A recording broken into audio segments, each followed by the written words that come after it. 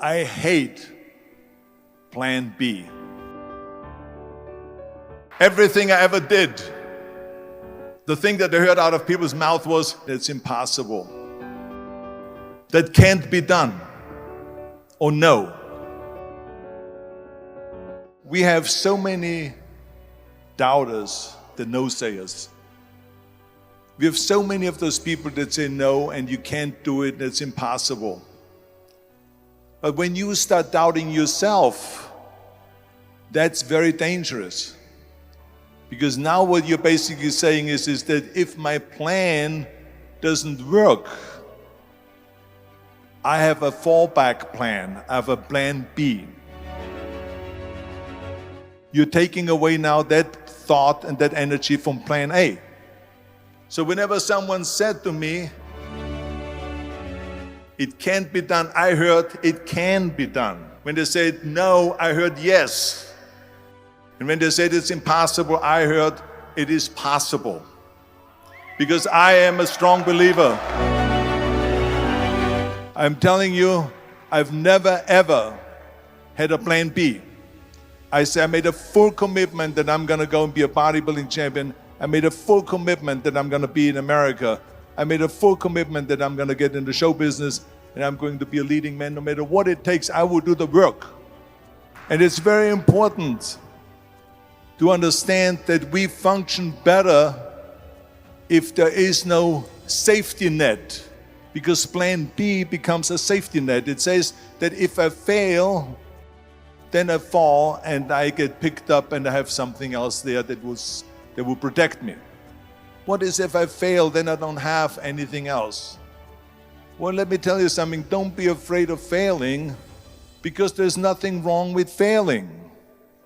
So people always ask me, when they saw me in the gym in the pumping iron days, they say, why is it that you're working out so hard, 5 hours a day, 6 hours a day, and you have always a smile on your face? Why is that? And I told people all the time, I said, because to me, I'm shooting for a goal. So every rep that I do gets me closer to accomplishing that goal, to make this goal, this vision turn into reality.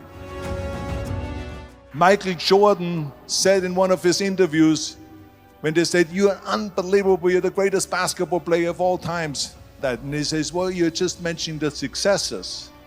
But he says, for me to become the greatest basketball player, I missed 9,000 shots when I was playing basketball at the NBA games.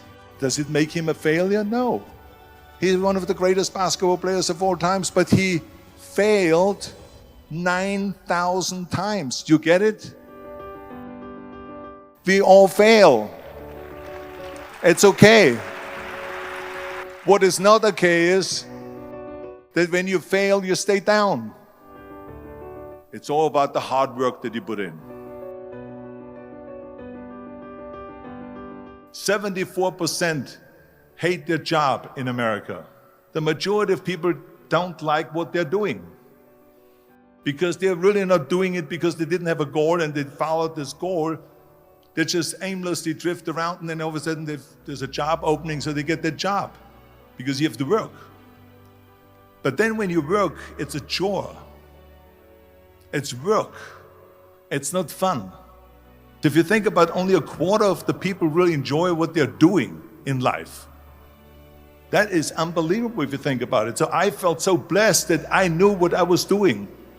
It's like a medical student that studies and knows he wants to become a doctor. You know where to go. So I knew where to go. You see, if you don't have a vision of where you go, and if you don't have a goal where you go, you drift around and you never end up anywhere. It's like you can have the best ship in the world, you can have the best airplane in the world. If the pilot or the captain doesn't know where to go, it would just drift around. It would not end up anywhere, or most likely in the wrong place. And I didn't really like Austria when I grew up. I couldn't wait to get out of there. I couldn't see myself becoming a farmer or a worker in a factory or anything like that, even though my parents wanted me to stay there and have a normal life. But that was their vision, not mine.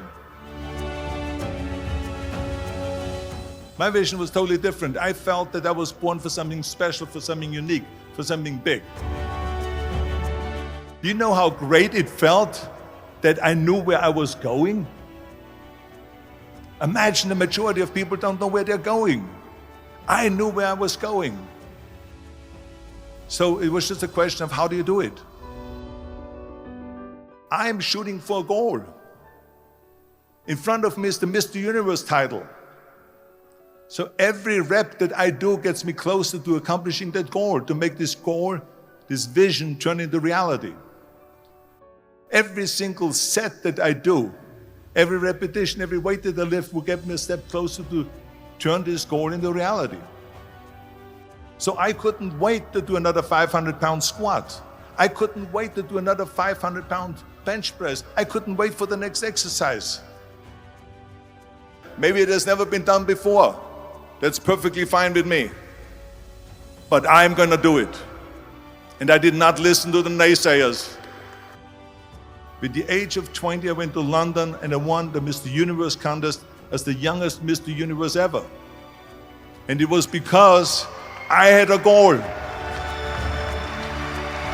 If I would have listened to the naysayers, from bodybuilding to show business to politics, I would not be standing here today, talking to you. So this is why I say don't listen to the naysayers. I've never ever had a plan B.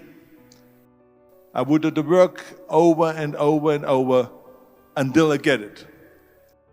It is very dangerous to have a plan B because you're cutting yourself off from the chance of really succeeding. And the reason, one of the main reasons why people want to have a plan B is because they are worried about failing.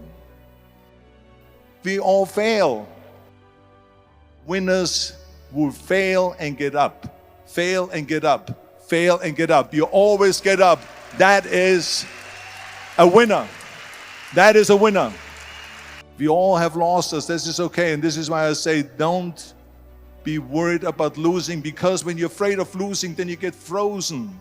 In order to perform well in anything, if it's in boxing or if it is on your job or with your thinking, is only happening when you relax.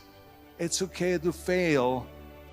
Let's just go all out and give it everything that you got. That's what it is all about. So don't be afraid to fail. It's all about the hard work that you put in.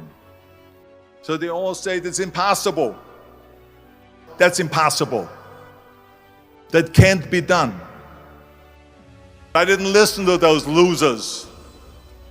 I didn't listen to them at all. And it was because I had a goal. Because I believed